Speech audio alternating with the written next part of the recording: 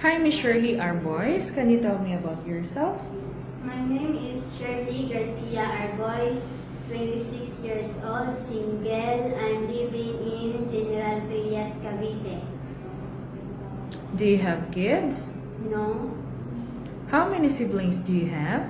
I have two brothers and I'm the youngest. Can you tell me about your educational background? I'm high school undergraduate and I'm stopped studying because financial problem. Do you have work experience abroad? I have no experience in abroad, but here in Philippines, I have 3 years experience in two employer. First one is taking care of the elderly.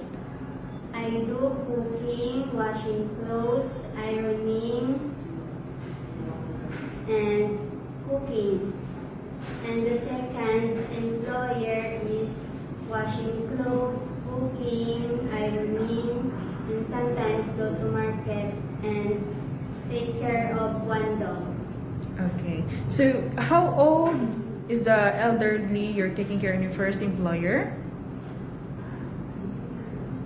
How old is the elderly in your first employer?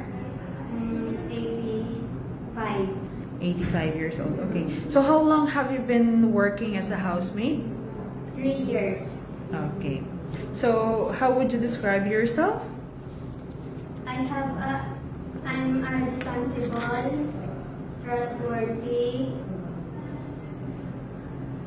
and patient. Okay. So, do you have tattoo on your body? Yes, I have in my arms and in my chest. Here. And here. Okay. So, did you undergo to any kind of surgery? Yes, last 2014. Appendicitis. Okay. So, why do you want to work abroad? To better future and to help my family. Okay. So, are you scared of dogs and cats? No.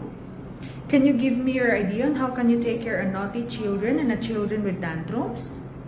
Talk to them in a calm voice. Okay. So, what is your message to your future employer? I hope you choose me, and I promise I will a good worker. Thank you.